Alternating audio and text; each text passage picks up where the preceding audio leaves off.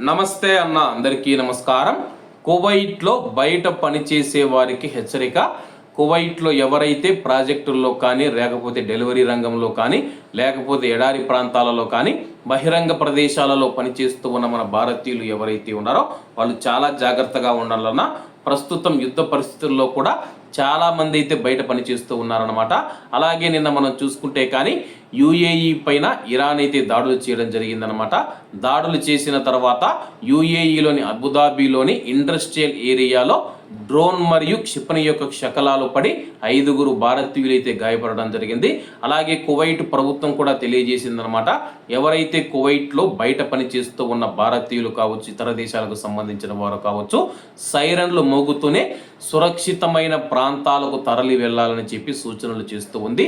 బయట పని చేసేటప్పుడు సైరన్లు మోగినా కొంతమంది అయితే వెళ్ళటం లేదంట. ఈ విషయాన్ని అయితే కొంతమంది అధికారులు కూడా అయితే తెలుపుతూ ఉన్నారు. సైరన్లు మోగించామంటే కానీ అది ఎమర్జెన్సీ హెచ్చరిక సైరన్లు అనమాట. సైరన్లు మోగిన వెంటనే మీరు సురక్షితమైన ప్రాంతాలకు, మీ చుట్టుపక్కల ఏవైనా సురక్షితమైన ప్రాంతాలు ఉంటే అక్కడికి చేరుకొని దాక్కోవాలని చెప్పేసి, అలా చెయ్యని పక్షంలో ఒకవేళ మిసైల్ దాడులు జరగవచ్చు, డ్రోన్ దాడులు జరగవచ్చు. ఒకవేళ కువైట్ ఎయిర్ డిఫెన్స్ సిస్టమ్ క్షిపణులు మరియు డ్రోన్లు ఏవైతే ఉన్నాయో వాటిని గాల్లో పేల్చి వేసినా సరే కానీ వాటి యొక్క శకలాలు మన మీద పడి మన యొక్క ప్రాణానికి ప్రమాదం ఉంది. కాబట్టి కువైట్లోని భారతీయులు బయట పనిచేసేవారు ఎవరైతే ఉన్నారో ఈ యొక్క విషయంలో చాలా జాగ్రత్తగా ఉండనన్నా. ఎందుకంటే పొట్ట చేత పట్టుకుని దేశానికి వచ్చాము. ప్రస్తుతం ఇక్కడ పరిస్థితులు బాగోలేవు. అలాగే ప్రస్తుతం యుద్ధ పరిస్థితులు ఉన్నా కానీ మనమైతే బయటికి వెళ్ళి పని చేసుకోవాల్సిన పరిస్థితి అయితే ఉంది.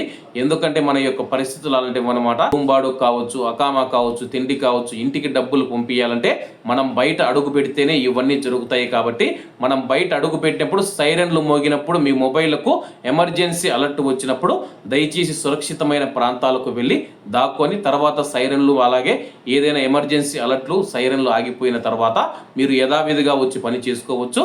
కాబట్టి అందరూ జాగ్రత్తగా ఉండాలని కోరుకుంటూ, మన రాక కోసం ఇండియాలో మన యొక్క కుటుంబాలు ఎదురు చూస్తూ ఉన్నాయి. కాబట్టి అందరూ బాగుండాలి, అందులో మనం ఉండాలి. అందరికీ నమస్తే అన్న, జై హింద్.